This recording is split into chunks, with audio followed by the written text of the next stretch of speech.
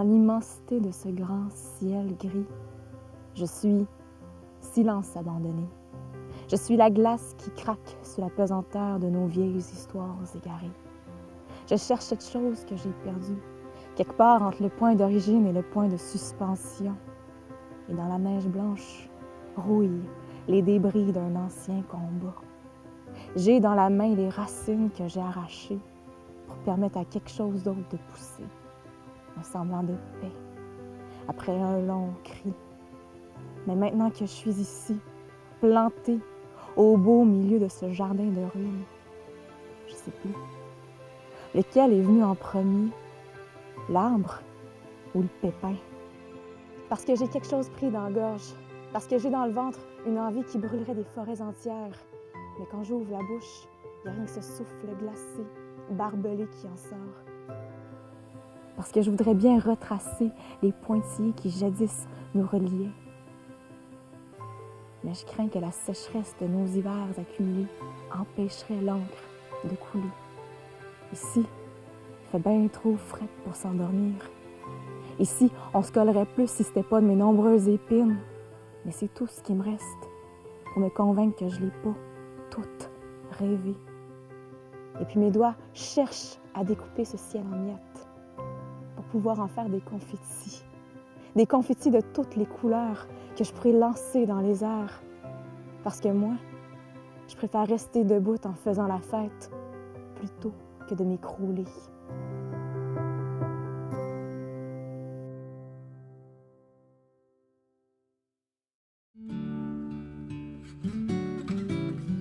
Pour bien du monde, il n'y a rien ici. Rien à faire, rien à voir, rien qui reste, rien devant.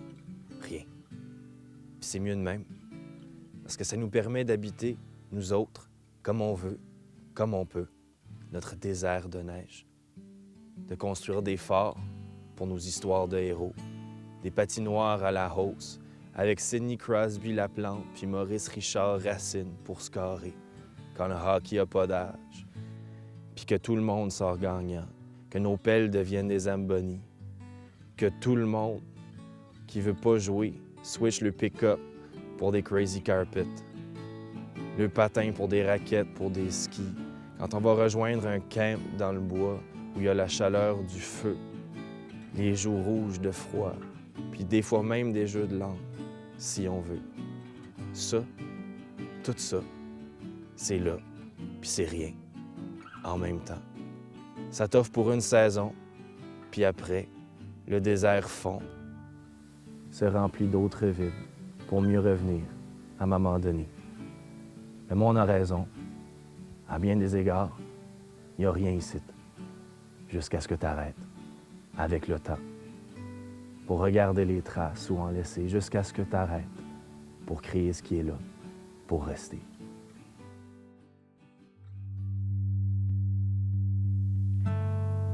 Le silence me déchire les tympans, me laisse de glace, quasi inerte, à peine capable de sentir que je ne sens rien. Le vide est en vedette, rockstar déchu d'une existence circulaire, comme dans cercle, comme dans tourner en rond, comme dans s'étourdir, comme lorsque jeune fille, je faisais tournoyer ma robe fleurie jusqu'à tomber à la renverse, jusqu'à voir les arbres valser dans le ciel, prédestinés à tourner, à perdre la tête, à coups de jeux d'enfants, ou bien à grandes lampées de vodka de marde.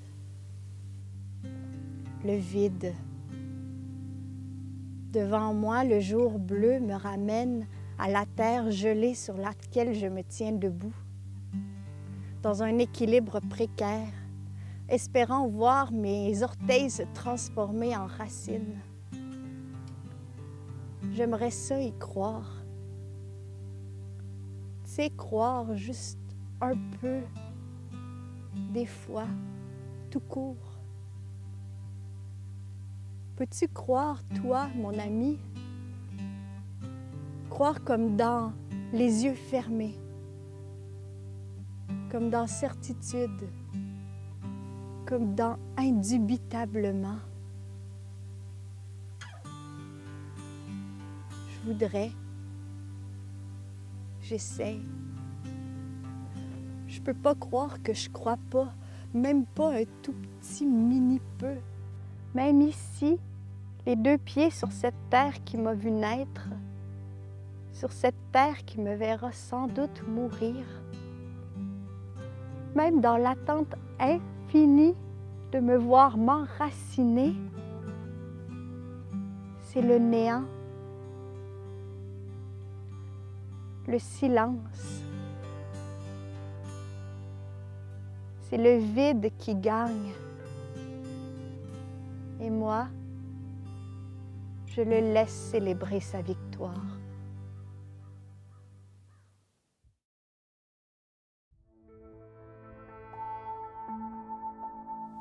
Porter en soi la trace d'une autre vie, comme si t'en avais 1000, qui se succédaient attendant en ligne.